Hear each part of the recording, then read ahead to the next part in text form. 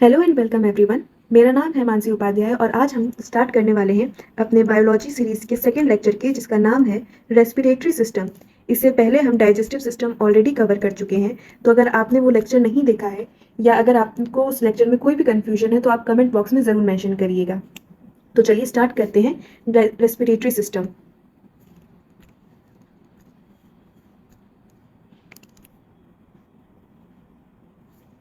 तो अगर हम रेस्पिरेटरी सिस्टम की बात करें तो रेस्पिरेटरी सिस्टम नेटवर्क है ऑर्गन्स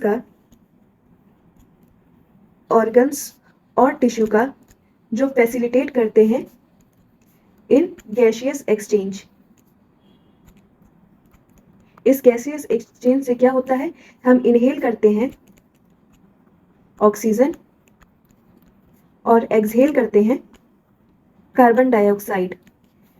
ऐसा क्यों होता है? क्योंकि ऑक्सीजन जो है वो सेलुलर रेस्पिरेशन में रिक्वायर्ड होता है। अब सेलुलर रेस्पिरेशन क्या होता है? तो अगर हम सेलुलर रेस्पिरेशन की बात करें तो सेलुलर रेस्पिरेशन एक ऐसा प्रोसेस है जिसमें बायोकेमिकल एनर्जी मतलब वो एनर्जी जो हमें फूड से मिलती है। जैसा कि हमने डाइजेस्टिव सिस्टम में बात की थी कि जो कॉम्प्लेक्स फूड सब्सटेंस है वो ब्रेक डाउन होता है सिंपल एब्सॉर्बेबल फॉर्म, जैसे कि हमारा ग्लूकोज। तो आज हम बात करने वाले हैं कि इसी ग्लूकोज का आगे क्या होता है। तो ये ग्लूकोज ब्रेक होता है इन the presence of oxygen into ATP, और इसके साथ ही बाई प्रोडक्ट बनता है जिसे हम कार्बन डाइऑक्साइड के नाम से जानते हैं, और वाटर। अगर ग्लूकोज के फॉर्मूले की बात की जाए तो वो क्या होता है, C6H12O6। ये फॉर्मूला बहुत इंपॉर्टेंट है, प्लीज याद रखना। तो ग्लूकोज का breakdown into ATP, carbon dioxide and water is known as cellular respiration and it all happens in the presence of oxygen. तो ये जो सेलुलर रेस्पिरेशन है, अगर हम बात करें ये होता कहाँ है, तो ये होता है माइटोकॉन्ड्रिया में। इसीलिए हम लोग माइटोकॉन्ड्रिया को किस नाम से जानते हैं, power house of the cell, क्योंकि ये प्रोड्यूस करता है एटीपी। अच्छा, अभी इस इक्वेशन को हम लोग आगे चल के अच्छे से समझेंगे और बैलेंस करेंगे, लेकिन अभी के लिए इतना बहुत है। तो जैसा कि हमने अभी तक पढ़ा कि जो मेन फंक्शन है वो है intake of oxygen for cellular respiration, दूसरा रिमूवल कार्बन डाइऑक्साइड का जो वेस्ट प्रोडक्ट होता है इस पूरे प्रोसेस में, और साथ ही में प्रोडक्शन किसका, एटीपी का। एटीपी की फुल फॉर्म की बात करी जाए तो वो है एडिनोसिन ट्राइफॉस्फेट। इसके साथ ही जो हमारा रेस्पिरेटरी सिस्टम है वो इंश्योर करता है एसिड बेस का बैलेंस इन द बॉडी। तो अगर आपको यहाँ तक समझ में आ गया तो आगे चलते हैं और रेस्पिरेटरी सिस्टम को थोड़ा सा और डेप्थ में जानने की कोशिश करते हैं। तो इस डायग्राम से पहले अगर हम बात करें रेस्पिरेटरी सिस्टम में जितने ऑर्गन्स हैं उसकी, तो वो कुछ इस तरह से होगा।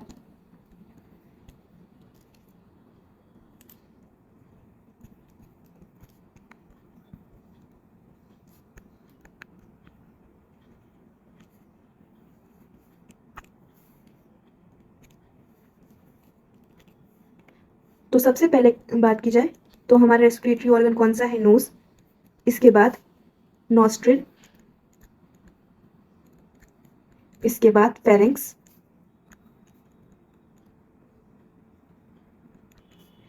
जब हमने डाइजेस्टिव सिस्टम कंप्लीट किया था तो हमने देखा था कि फेरिंक्स जो है वो एक कॉमन पैसेज है बोथ फूड और एयर के लिए, और हमारा जो खाना है वो फूड पाइप में ही जाए और विंड पाइप में गलती से ना इंटर करे, इसे इंश्योर करता है कौन, अगर उसकी बात करें तो वो है, ये थोड़ी देर में बताते हैं। फिलहाल के लिए फेरिंक्स के बाद आता है हमारा लैरिंक्स, जिसे हम लोग वॉइस बॉक्स के नाम से भी जानते हैं। इसके बाद ट्रैकिया, ट्रैकिया के बाद जो हमारे रेस्पिरेटरी सिस्टम में ऑर्गन है वो है ब्रोंकाई, देन ब्रोंक्यूल्स,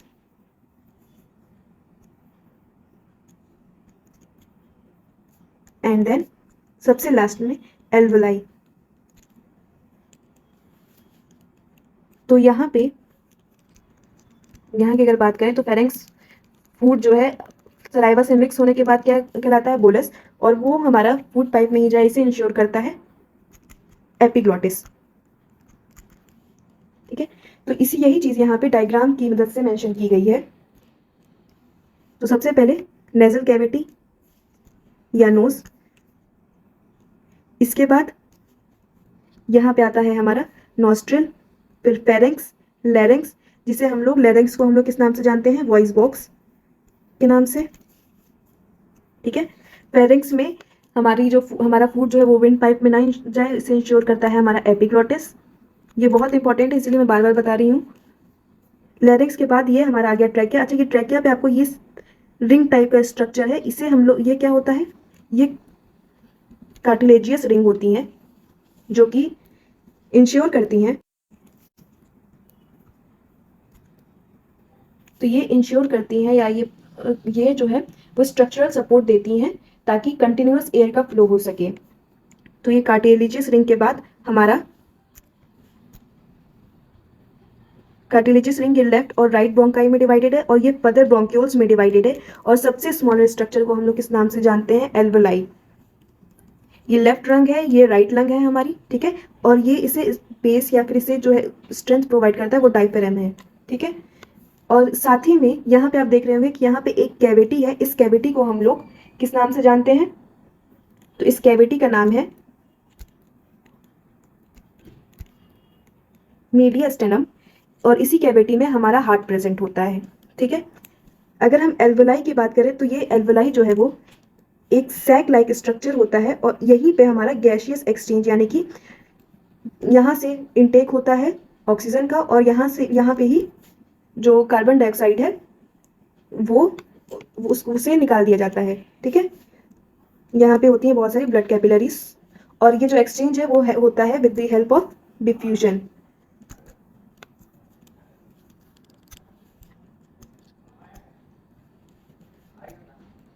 तो नोज की बात करें तो नोज क्या करता है, फिल्टर करता है, मॉइस्चर करता है और वार्म करता है जो इनकमिंग एयर है।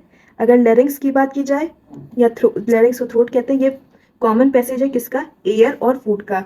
लैरिंक्स जो है हमारा वॉइस बॉक्स जिससे साउंड प्रोड्यूस होता है, वो प्रिवेंट करता है फूड का इंटर होना किसमें, विंड पाइप में। अच्छा, ये विंड पाइप किसे कहते हैं, ट्रैकिया को कहते हैं।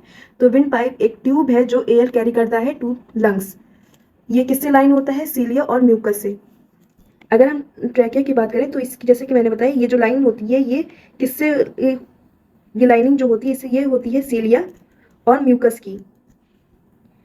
और जब हम लोग को कॉमन कोल्ड होता है और कफ स्टार्ट हो जाता है तो उसका मतलब है कि यही वाली जो म्यूकस वाली लेयर है ये ब्रेक कर चुकी है because of the micro organism या बैक्टीरियल इन्फेक्शन, और यही कफ बन के हम बाहर आता है। इसके बाद टू ब्रोंक्यूल्स लेफ्ट और राइट में डिवाइड होता है, ठीक है। और इसकी जो स्मॉलर ब्रांचेज होती हैं इसे हम लोग ब्रोंक्यूल्स कहते हैं। और लास्ट में हमारा आता है एल्वोलाई जो कि टाइनी सैक है जहाँ पे एक्चुअल में गैसियस एक्सचेंज का प्रोसेस जो है वो होता है। यहाँ तक क्लियर है? तो आगे चलते हैं। तो जैसा कि मैंने आप लोगों को बताया था कि एपिग्लॉटिस जो है वो हमारा फूड ना इंटर हो विंड पाइप में, ये इंश्योर करता है। तो जैसा कि मैंने बताया था आप लोगों को कि ये एपिग्लॉटिस प्रिवेंट करता है। देखिए, ये हमारी फूड पाइप है, ये हमारी विंड पाइप है, और ये रहा एपिग्लॉटिस जो कवर कर देता है विंड पाइप को ताकि जो हमारा फूड है। अच्छा, यहाँ पे सलाइवा से मिक्स होने के बाद फूड को हम किस नाम से जानते हैं, ये हमने डाइजेस्टिव सिस्टम में कवर किया था, बोलस, ठीक है। तो फिर ये बोलस जो है वो हमारा विंड पाइप में इंटर ना करे। ये डायग्राम हम ये डाइजेस्टिव सिस्टम में नहीं दिखा पाए थे तो इसलिए मैंने यहाँ पे इसको दिखा दी ताकि आप लोग का कोई कंफ्यूजन हो तो वो क्लियर हो जाए। तो अब बात करते हैं स्ट्रक्चर ऑफ लंग्स की। तो टोटल हमारे अगर ह्यूमंस की बात करें तो उनके पास 2 पेयर ऑफ लंग्स होते हैं, राइट एंड लेफ्ट लंग्स। तो जैसा कि मैंने कहा था कि जो हमारा हार्ट होता है वो इसी कैविटी के जिस कैविटी को हम मीडियास्टेनम कहते हैं के नाम से जानते हैं, इसी कैविटी में प्रेजेंट होता है हमारा हार्ट। तो और जैसा हम लोग का ये नॉर्मली हमारा मिसकंसेप्शन होता है कि हार्ट जो है वो लेफ्ट साइड में प्रेजेंट होता है, बट ऐसा नहीं है। हार्ट जो है वो सेंटर में प्रेजेंट होता है और वो स्लाइटली टिल्टेड होता है टूवर्ड्स लेफ्ट। अब इसके स्लाइटली टिल्टेड होने की वजह से जो हमारा लेफ्ट लंग है वो नॉर्मली छोटा होता है हमारे राइट लंग से। तो जैसा कि आप यहाँ पे देख रहे होंगे कि राइट लंग में 3 लोब्स होते हैं और लेफ्ट लंग में सिर्फ 2 लोब्स होते हैं। इसका रीजन क्या है? Because heart is slightly tilted towards left lung, और जिसकी वजह से हमारा जो लेफ्ट लंग होता है वो छोटा होता है राइट में। तो राइट लंग में हमारे 3 लोब्स होते हैं, जबकि लेफ्ट लंग में टोटल हमारे 2 लोब्स होते हैं। ये लोब्स कुछ नहीं बल्कि एक हल्का छोटा सा डिवीजन या मार्क के नाम को मार्क को कह सकते हैं, ठीक है। उसके बाद फिर हार्ट पे एक प्रोटेक्टिव कवरिंग होती है और इस प्रोटेक्टिव कवरिंग को हम लोग कहते हैं प्लूरा।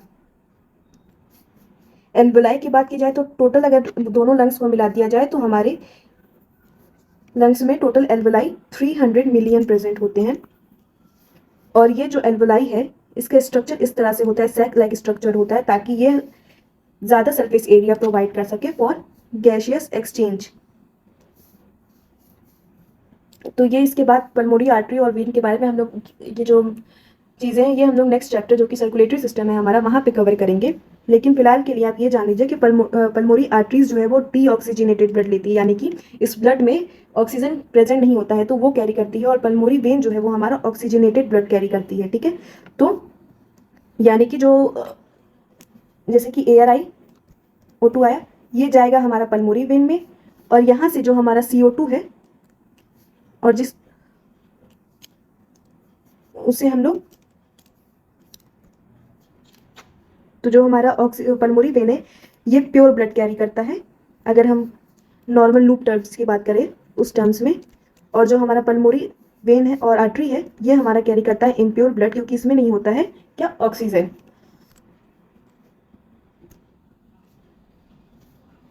अच्छा, अभी तक हमने जो भी बात की वो रेस्पिरेशन, ब्रीथिंग इससे रिलेटेड बात की, तो इनमें कोई डिफरेंस है? तो हाँ, ब्रीथिंग और रेस्पिरेशन में एक फंडामेंटल डिफरेंस है जो कि है,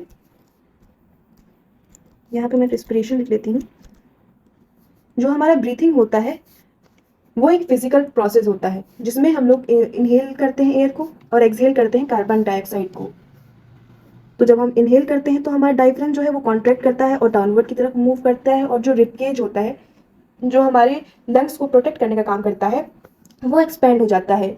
वहीं एयर जो है फिर इंटर करती है एटमॉस्फेयर से, और एक्सहेलेशन में क्या होता है, जो डायफ्राम है वो रिलैक्स होता है और अपवर्ड की तरफ मूव करता है, जबकि जो रिबकेज है वो कॉन्ट्रैक्ट हो जाता है, जिससे कि एयर जो है वो रिलीज हो जाती है।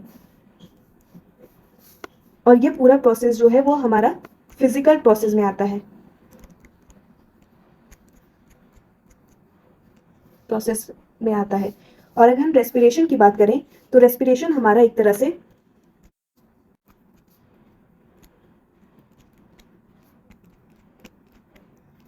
रेस्पिरेशन हमारा केमिकल प्रोसेस होता है। रेस्पिरेशन में क्या होता है, अगर हम रेस्पिरेशन की बात करें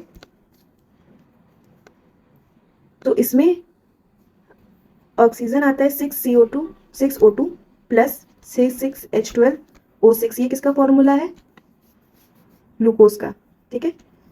ये मैंने पहले भी बताया था। ये किस में कन्वर्ट होते हैं, 6CO2 प्लस 6H2O और ATP में। अगर आपको ये कन्फ्यूजन है कि यहाँ पे मैंने 6 क्यों लिखा हुआ है, तो ये इक्वेशन को बैलेंस किया गया है। अभी मैं अच्छे से एक्सप्लेन कर देती हूँ।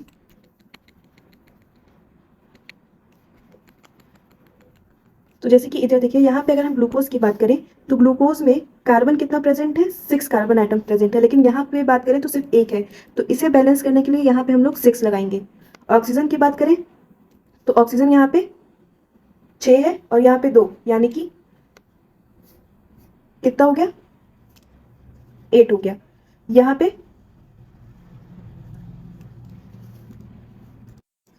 तो यहाँ पे 6 2 ज़ा 12 ऑक्सीजन यहाँ पे प्रेजेंट है, यहाँ पे 6 प्रेजेंट है। तो यहाँ पे अगर हम 6 कर दें तो 6 2 ज़ा 12, 6 2 ज़ा 12, और यहाँ पे अगर 6 लगा दें तो 6 से ये बैलेंस हो जाएगा। हाइड्रोजन कितना है हमारा, 12 है, तो 6 2 ज़ा 12, ये भी हमारा बैलेंस। तो ये पूरी equation balance, left hand side जो है हमारा वो राइट हैंड साइड के इक्वल होनी चाहिए। ये केमिस्ट्री का बेसिक फॉर्मूला होता है। तो एक बार फिर से अगर हम रिकैप करें तो ग्लूकोज C6H12O6 प्लस ऑक्सीजन, ये ब्रेक डाउन होता है किसमें, CO2 plus ATP plus H2O। Balance करने के लिए यहाँ पे बैलेंस करने के लिए हम 6O2 करेंगे, 6 CO2 प्रोड्यूस होगा, 6 H2O और ATP सेलुलर रेस्पिरेशन में कितनी वो फॉर्म होती है, तो 36 to 38, ठीक है। तो सेलुलर रेस्पिरेशन या एरोबिक रेस्पिरेशन, जैसे कि एरोबिक रेस्पिरेशन होता है उसी तरह से हमारा एनारोबिक भी होता है, लेकिन वो हम आगे बात करेंगे। तो अगर हम रेस्पिरेशन की डेफिनेशन की बात करें तो इसमें होता है ऑक्सीडेशन ऑफ फूड, और क्या रिलीज होता है, CO2 प्लस एनर्जी। ठीक है, तो ये हमारा थोड़ा सा फंडामेंटल डिफरेंस है किसमें, ब्रीथिंग और रेस्पिरेशन में।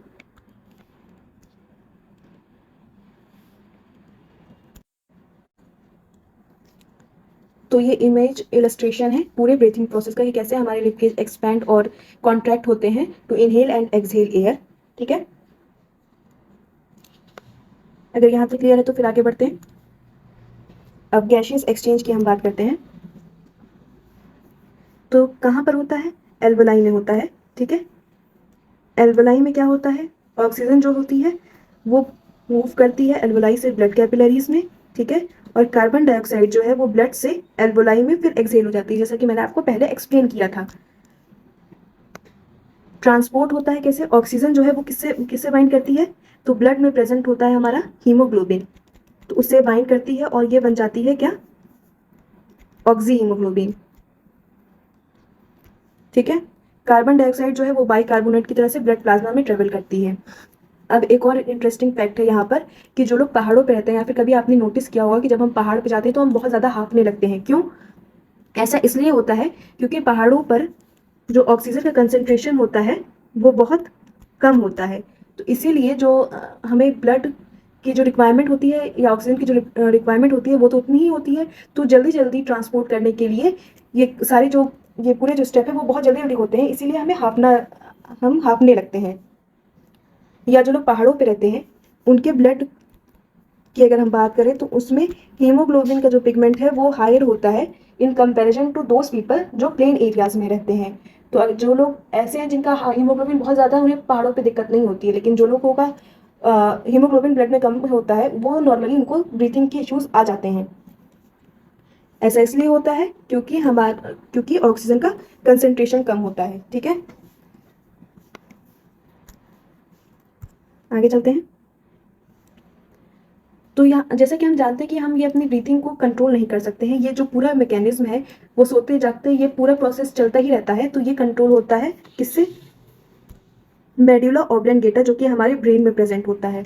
ये मेडुला ऑब्लंगेटा ये बहुत सारी चीज़ों को इन्फ्लुएंस करता है, जिसे आता है ब्रीथिंग रेट। ब्रीथिंग रेट का क्या मतलब है कि 1 मिनट में हम कितनी बार सांस लेते हैं। तो अगर हम हेल्दी एडल्ट के बारे में बात करें तो वो 12 से 18 बार होता है। ठीक है, कार्बन डाइऑक्साइड का कंसंट्रेशन कितना रहेगा, ऑक्सीजन की डिमांड कैसे वो फुलफिल होगी, फिजिकल और इमोशनल एक्टिविटी, ये तो चैप्टर से उतना रिलेटेड नहीं है, लेकिन ऑब्लंगेटा का मेन फंक्शन था तो इसलिए मैंने यहाँ पे मेंशन कर दिया।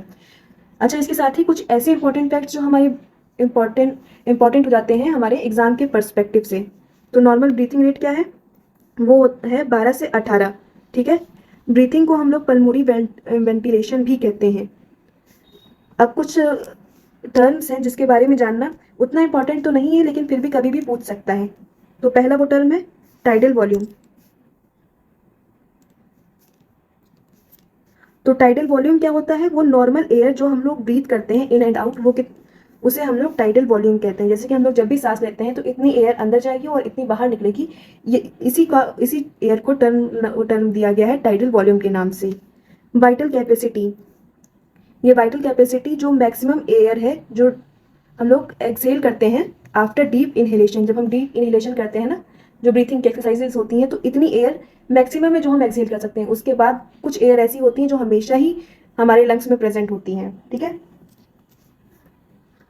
हीमोग्लोबिन की अगर बात करें तो वो 97% ऑफ दी ऑक्सीजन जो है वो कैरी करता है, और जो हमारा एक्सचेंज होता है वो किस मैकेनिज्म से होता है, जैसे कि मैंने पहले बताया था, ये होता है with the help of diffusion. तो अगर जैसे मान लो ये एल्वोलाई है और ये हमारी ब्लड कैपिलरी है, तो यहाँ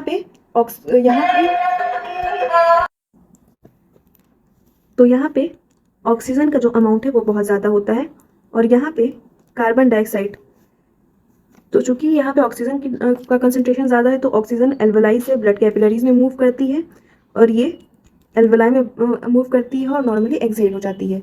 तो ये डिफ्यूजन के प्रिंसिपल से पूरा गैसियस एक्सचेंज गवर्न होता है।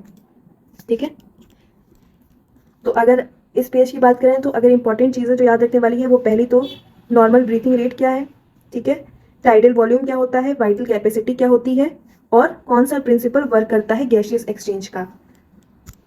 ये थोड़ा सा इंपॉर्टेंट हो जाता है। आगे चलते हैं। अब बात करते हैं कुछ डिसऑर्डर के बारे में। हालांकि ये इतना इंपॉर्टेंट नहीं है, लेकिन आप लोगों को नाम पता होना चाहिए, जैसे कि ट्यूबरक्लोसिस कौन सा होता है या निमोनिया में क्या होता है। तो सबसे पहले जो नॉर्मल हम लोग ब्रीथिंग के डिसऑर्डर के बारे में बात करते हैं, तो सबसे पहले अस्थमा का नाम सबने सुना होगा। अस्थमा में क्या होता है, इन्फ्लेमेशन हो जाता है, या नैरो जो एयरवेज होते हैं वो नैरो होते हैं, तो सांस लेने में हमें प्रॉब्लम होने लगती है, ठीक है। ये सेकंड वाला तो उतना इंपॉर्टेंट नहीं है। ट्यूबरक्लोसिस की अगर बात करें तो ट्यूबरक्लोसिस किससे होता है, ये बहुत इंपॉर्टेंट फैक्ट बन जाता है, जो कि है माइकोबैक्टीरियम ट्यूबरक्लोसिस से, ठीक है। नाम याद करना ज़्यादा मुश्किल नहीं होगा, क्योंकि माइकोबैक्टीरियम ट्यूबरक्लोसिस नाम ही है बैक्टीरिया का, ठीक है। और निमोनिया में क्या होता है, निमोनिया में जो हमारा लंग्स है इसमें फ्लूइड भर जाता है। और इम्फेसिमा ये एल्वोलाई का डैमेज डिनोट करता है, ठीक है। ये नॉर्मली स्मोक जो करते हैं बहुत ज़्यादा लोग, उनमें होता है। ब्रोंचाइटिस की बात करें तो ये ब्रोंकाइल ट्यूब्स का इन्फ्लेमेशन होता है, ठीक है। अब कुछ क्वेश्चंस प्रैक्टिस कर लेते हैं। कुछ क्वेश्चंस मैं कराऊंगी, कुछ क्वेश्चंस होमवर्क में होंगे, जो आपको कमेंट बॉक्स में मेंशन करना है। ये सारी चीज़ें अगर आपने लेक्चर अच्छे से अटेंड किया है तो आपको आप बहुत ही ज़्यादा आसानी से इसका आंसर दे देंगे। तो सबसे पहला क्वेश्चन है कि gaseous exchange in human take place in which structure. तो इसका आंसर क्या होगा, alveoli. Which organ control the rate of breathing, medulla oblongata. ये तो अभी लास्ट स्लाइड में ही हमने मेंशन किया था, ठीक है। तो डबल लेयर लंग्स जो होती है वो डबल लेयर कवरिंग होती है लंग्स की, उस डबल लेयर को क्या कहते हैं हम लोग, प्लूरा। ये भी पढ़ा था हम लोग ने। Which pigment carries oxygen in blood, ये भी सबको पता होगा, जो कि है हमारा हीमोग्लोबिन, ठीक है। What is the normal breathing rate of adult at rest. तो यहाँ पे एट रेस्ट पूछ रहा है, क्या होगा, जैसा कि हमने देखा था 12 to 18, ठीक है। इसके बाकी क्वेश्चंस के आंसर्स आप कमेंट बॉक्स में मेंशन करेंगे। और आज के लिए बस इतना ही। आज का लेक्चर यहीं पे कंप्लीट होता है। अगर आपको कोई भी प्रॉब्लम हो या कन्फ्यूजन हो किसी भी चीज़ में, तो आप कमेंट बॉक्स में ज़रूर मेंशन करिएगा। Thank you.